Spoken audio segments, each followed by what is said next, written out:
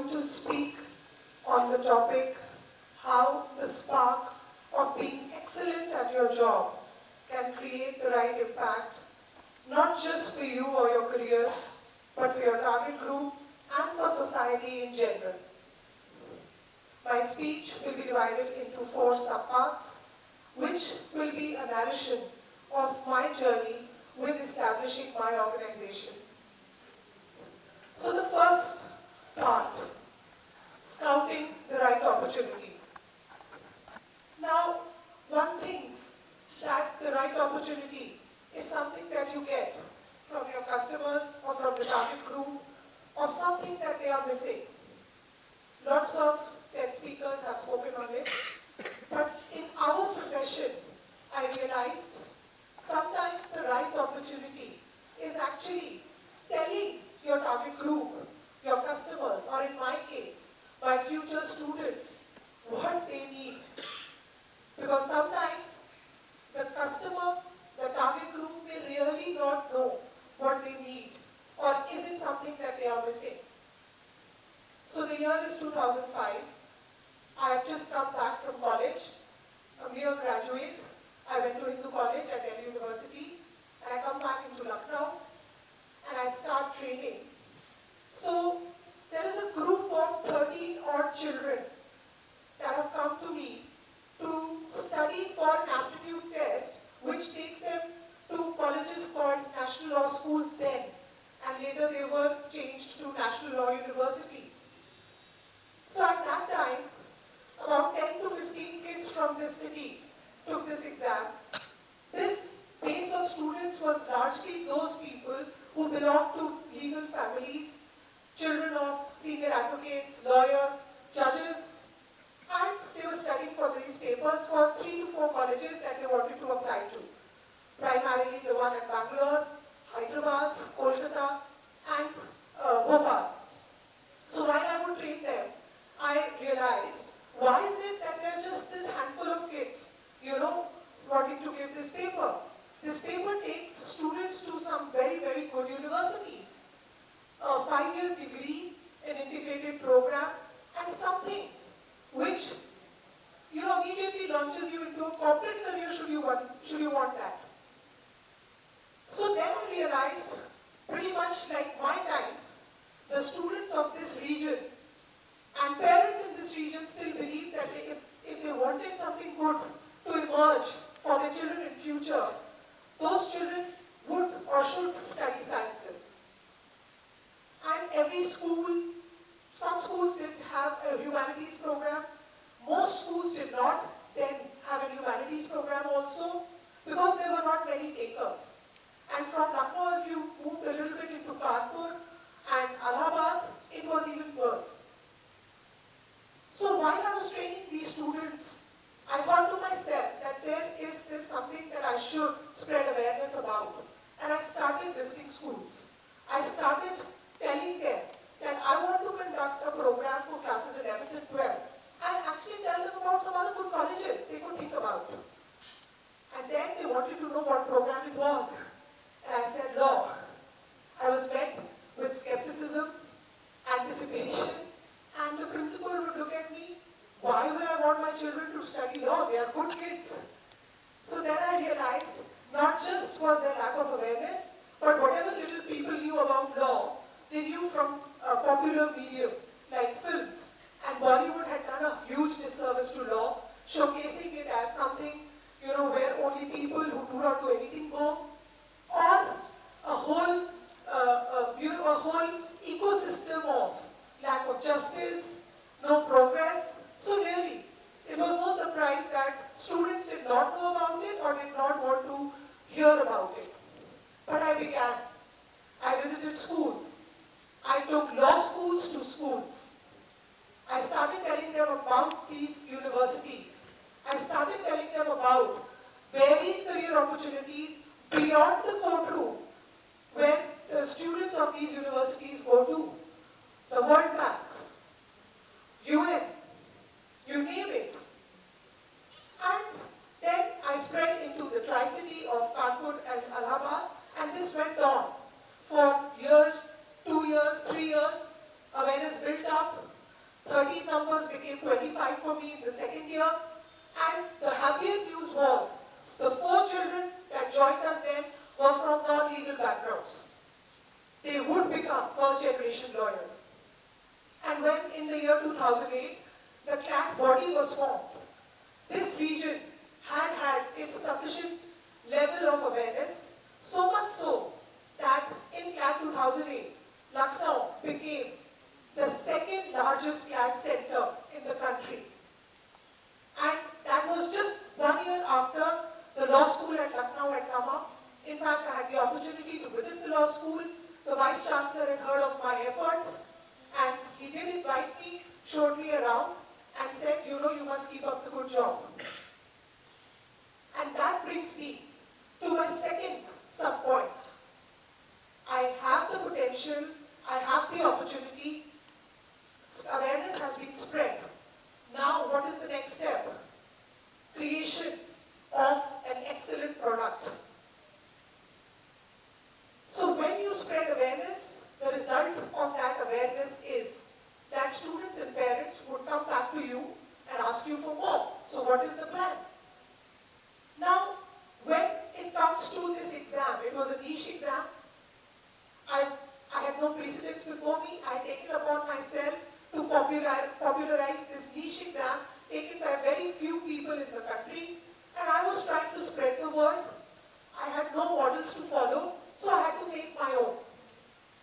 And this was an aptitude test for students in 11th and 12th, which was a first. So bringing aptitude tests to parents and children of that age group, they don't like to hear the word aptitude, which means anything can come. They want a curriculum, they want a plan. And some of these parents were taking the plunge. They were taking their children away from the assured path of the sciences to this. So there was tremendous responsibility on me.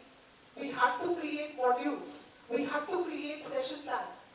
And the challenge also was that in those years, every law school conducted its own paper. They had not even unified to form one paper until 2008 when CLAT had formed. So there were disparate papers. We had to join the dots, and we had to make a curriculum. Also, a curriculum is important because what will your trainers teach? What will you ask them to teach these students, you know? So we went into making copious modules. We divided the sections into subjects. We divided the subjects into topics. We put everything down, made modules, made sheets, and then we started working on making books. Because there was one section on law or legal aptitude in the paper, we had to pick up big law books, dumb them down, put them to the level of the child who is 16 or 17 years old. Again, we were ready with all these modules, and every year a new law school was getting set up and a new paper was getting added. So this changing landscape of the paper always kept us on our toes. But I was sure of one thing. If there is no product, then there is no service. Product and service cannot be seen to be two different things. Every service requires a product, and we should have that. Especially if we are dealing with a vulnerable section of society whose entire career is dependent on what we are doing over here. Again, the year when CLAT happened, we were ready. Again, I got the opportunity to meet the CLAT body because I was preparing these students, and they wanted to know of my inputs as to how they could standardize the paper, because clearly it was not a standardized paper until then. And we were ready with the CLAT syllabus, and all we had to do was keep working on those modules and keep making them better. Even now, the paper is not as established as the papers in the realm of sciences like IITs or engineering colleges or med school, but we are on our toes and we keep on changing, and we like to believe that because of the hard work we put there, we are always ahead of the paper. Next comes my subsection 3. Now we have spread, we have centers in Lucknow, we moved to Kanpur, we moved to Allahabad, and we are ambitious at this stage. CLAT has formed awareness that we alone were spreading, has spread through the news, because as soon as a standardized paper is launched, people start taking interest. So what is it that helps you in this expansion? Considering that you are in a service industry, especially in the realm of education, what makes you scale this excellence? And I realized that I cannot scale this excellence, I cannot progress unless I have a good team. So procuring good team members, getting people like you to be interested. Again, there is a challenge. Test prep is a grey area between school and college. Test prep has never ever been sanctioned as an established educational outfit in at least this country. So attracting good people to you is a challenge here because mostly good people join you and think of you as a transitory camp. Okay, I'm on to my next project. Let me earn some bucks by teaching at a test prep institute. So that had to change because I wanted to scale excellence. I could not scale, I could not expand at the detriment of diet quality. Then that would not be what I had envisaged it to be. So getting this team came with a cost. You have to make it worth its while for them. They have to be interested. The only way that you can get people to be interested in test prep, then at least what I thought was, pay them a lot more than they are getting at their current organizations. And sometimes students or people in corporates are not very happy with corporates, or some educators are still living inside their hearts, but they are scared to move out, especially to join a test prep organization. But we found a success there. I was able to build this team, set down expectations, give them clear goals, help them dream what I was dreaming of, and we moved and expanded into 10 cities slowly. So this is between the years 2008 to 2018, and we were almost 24 centers big, of which 20 were our company-owned outfits, because we were still not able to grasp or at least find the same quality in a franchising model. So good team building, getting your team, training them, setting down expectations was the next big step that we took, and it got us our much required expansion. We were still in North India and we were into these cities, and the good thing was even the government was interested in expanding law schools. So by then, almost 15 law schools had opened up, and some years, 2 or 3 law schools were getting set up. The aim or the target was setting up 1 law school in every state. In fact, some states now have 2 to 3 NLUs. And the good thing again that worked for us, dispute can never come out of society, and if we have a good judiciary system, that dispute translates into more work for lawyers. There were phases of recession, but NLUs, or at least lawyers, never saw that recession, because even when companies go bankrupt, you need a lawyer and a chartered accountant, but of course you need a lawyer. So that so far was going very well for us. All these years, we were celebrating our 10 years in 2020, and then came the final blow.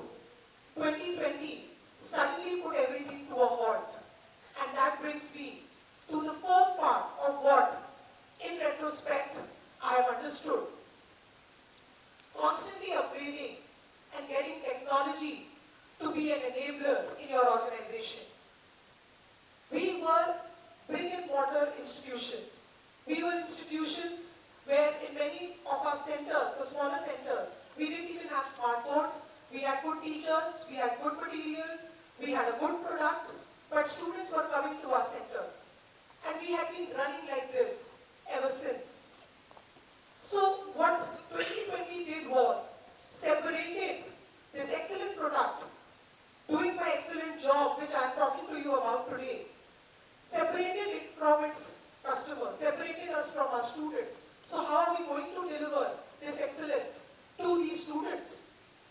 Around us we saw many giants crumble, but a good thing that we had begun in 2017 and 18 was, we had started recording our lectures, we had started putting down all our modules in ebook forms.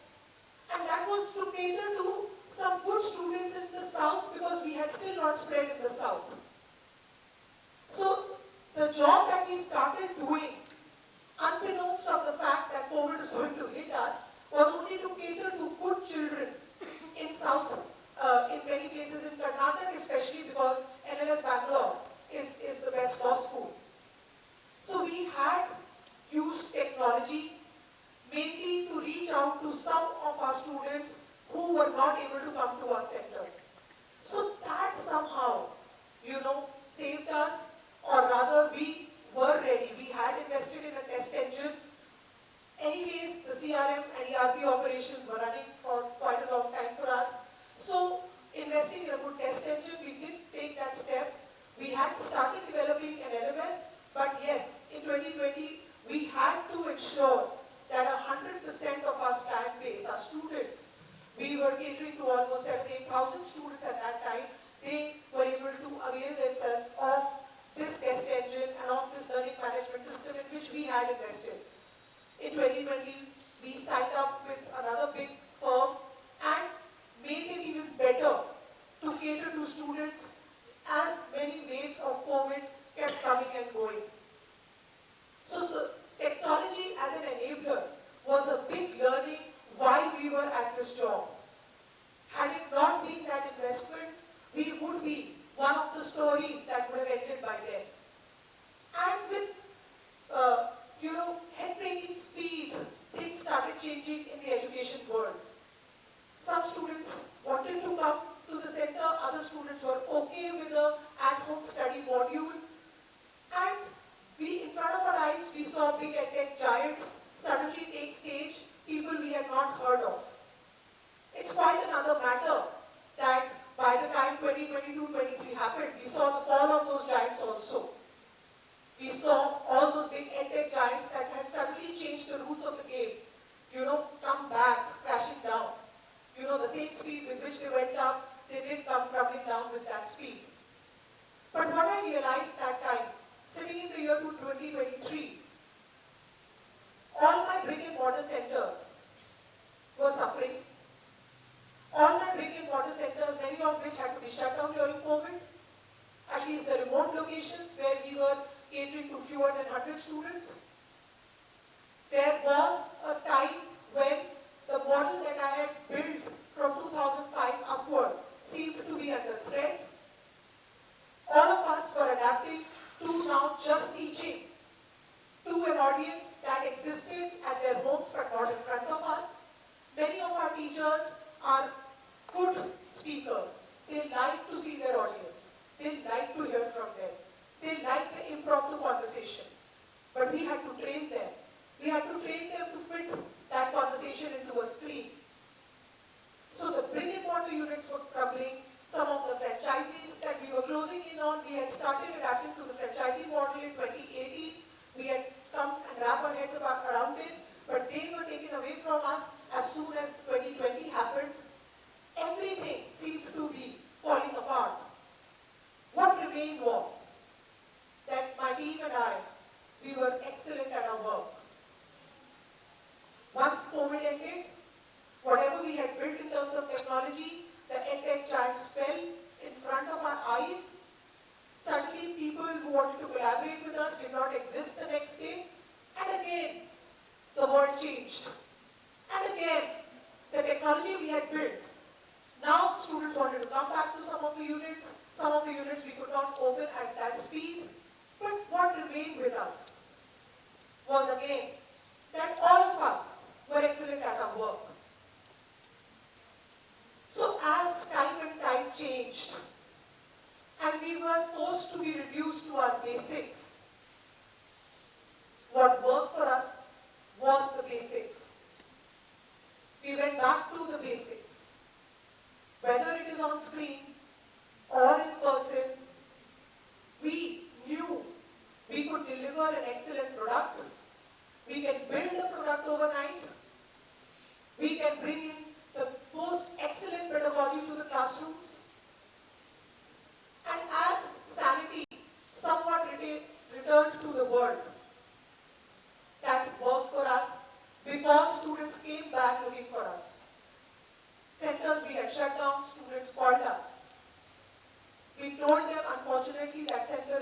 there, but you can enroll with us online. And many of them did. And again, our franchisee networks reawakened. They again wanted to shake hands with us. They again wanted to pick up the pieces from where they had left. So, in this changing landscape of uncertainty, at least that's what I saw in my sector, may be true for other sectors. If the core is strong, if the basics are strong, and if excellence is what you are delivering and striving for, you will survive. Because we survive.